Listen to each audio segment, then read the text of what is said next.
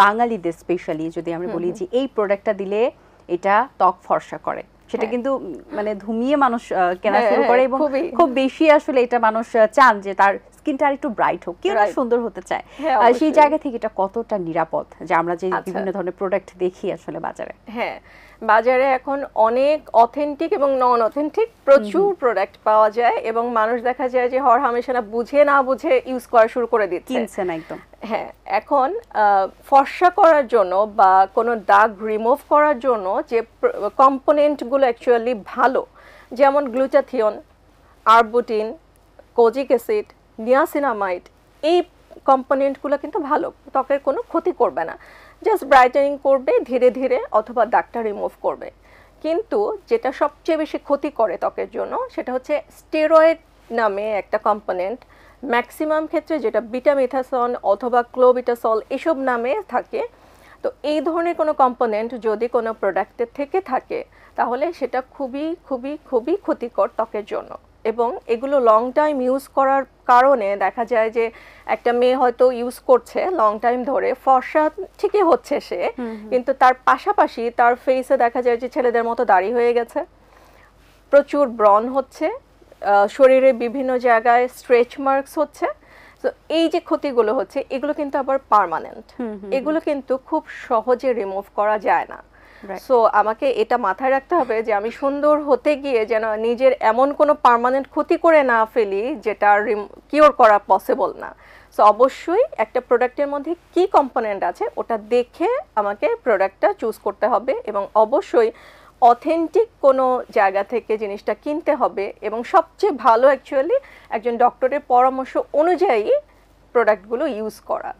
আচ্ছা, এই ক্ষেত্রে আপু একটা খুব ভালো একটা টপিক আপনি বলেছেন যে ফেশিয়াল যে হেয়ার, এটা নিয়ে কিন্তু অনেকে ভুগে থাকেন এবং এটার কারণে অনেক ধরনের প্রোডাক্ট কিন্তু তারা ইউজ করছেন, যেমন ভিট টাইপের কিন্তু অনেক ফেশিয়াল রিমুভার রয়েছে যেগুলো মানুষ অ্যাপ্লাই করছেন এবং ফিটকিরিও অ্যাপ্লাই করছেন কিন্তু, এবং এটা নিয়ে অনেকে লেজারও করছেন, রাইট, রেজার প্লাস লেজারও মারছেন যাতে এটা পার্মানেন্টলি চলে যায়। আসলে এটা কতটুকু নিরাপদ এবং আসলে কি করা যেতে পারে এটার পরিপ্রেক্ষিতে?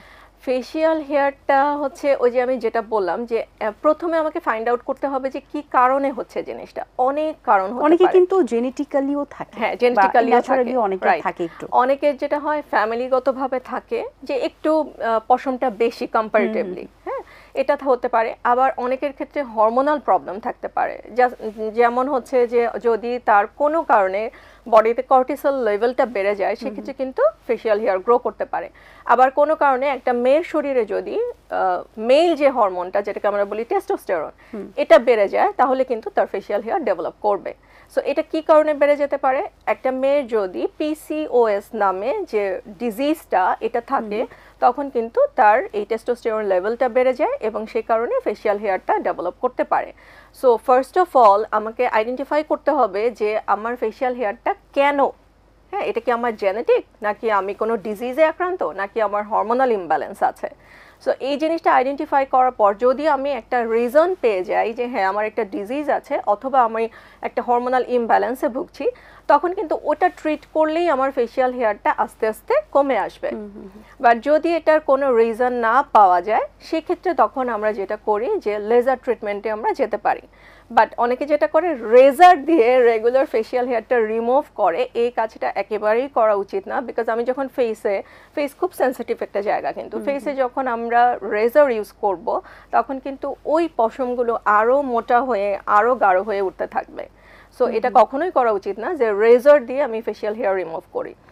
আর লেজারের কথায় আসি, লেজারটা হচ্ছে ফেশিয়াল হেয়ারটাকে রিমুভ করে, বাট এটা সেশন করতে হয় অনেকগুলো। দ্যাট মিনস হচ্ছে কয়েকটা সেশন নিতে নিতে নিতে নিতে আস্তে আস্তে ফেশিয়াল হেয়ারটা রিমুভ হয়ে আসে। তবে অনেক লং টার্ম আসলে লং টার্ম, হ্যাঁ লং টার্ম এবং অবশ্যই অনেক এক্সপেন্সিভও। ও ডেফিনেটলি।